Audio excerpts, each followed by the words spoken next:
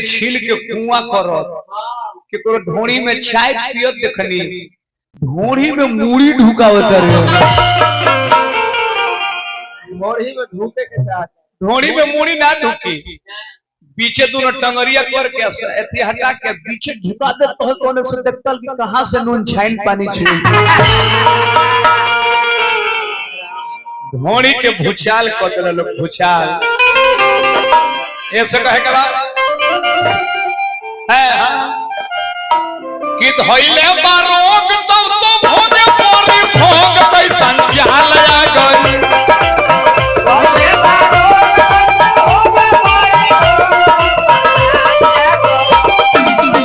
धइले बारोग तब तो भोगे पोरी भोग कैसन चाल आ गई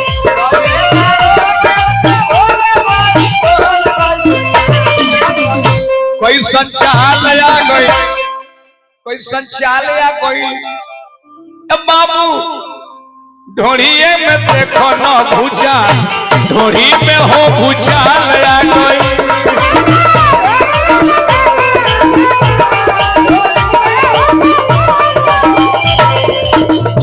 बूढ़ा कहले कहाता नहीं थे हाल ढोड़ी में हो भूचाल आ गई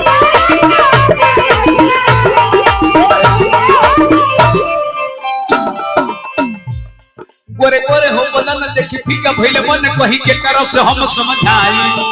चालन चलन मन करे छन छन धन के करो से मन तो पाई बाबू कहले कहाता नहीं के हाल थोड़ी में हो भूचाल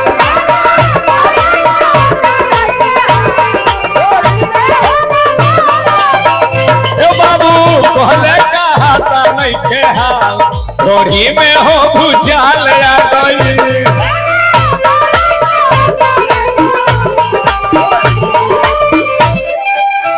पहले ढोड़ी के मुखिया जी जियान के कइलस पवन सिंह बिया धरलस तो बेचारी मुंह देलस पीरी माटी लगा के जॉब ना कोई धारी और तब ले खेसारी ले काटी से खोद पवन खेसारी बियर धारी धारी खोदले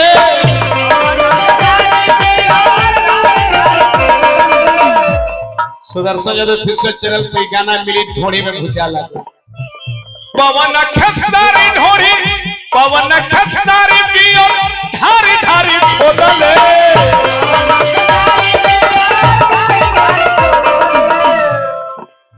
ढोड़ी में खोदना माता जाने कोई सब खोदले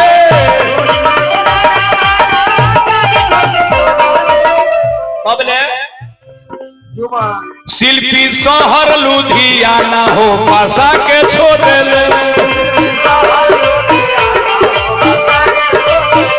शिल्पी शहर लुधियाना हो पासा के छोड़ले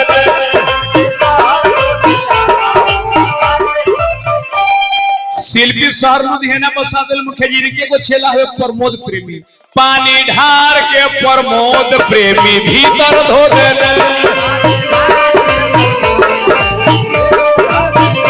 पानी ढार के प्रमोद प्रेमी भीतर धो देले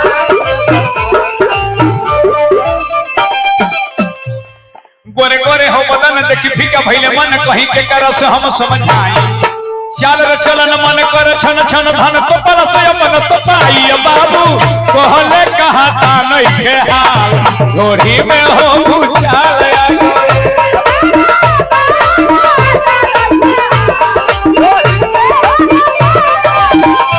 बाबू कहले कहाता नहीं के हाल ढोड़ी में हो भूचाल आ गई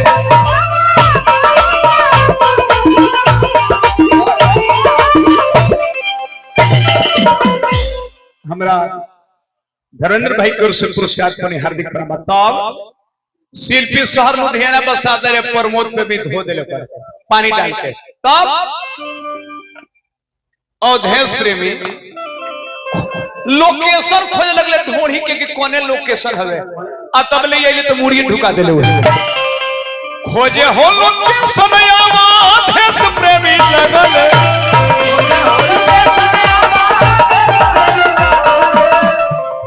कबले अमित पटेल अइले तो देखली कि ढूंढी में कैंसर धैले बा तब भाग गई।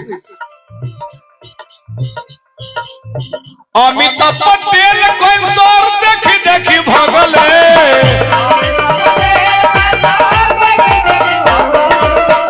अमित पटेल कैंसर देखी देखी भगले।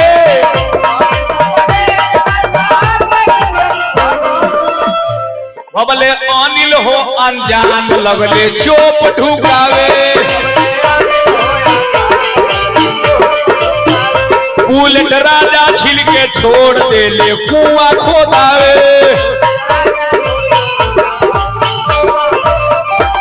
गोरे गोरे हो बदन देखी फीका भइले मन कहीं के कर से हम समझाई। चल रे चलन मन कर छन छन धन तो पल से मन कपाई। बाबू कहले कहा था नहीं के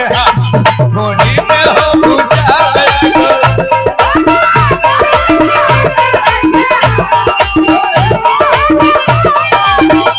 बाबू कहले कहा था नहीं के ढोनी में हो बुझावे।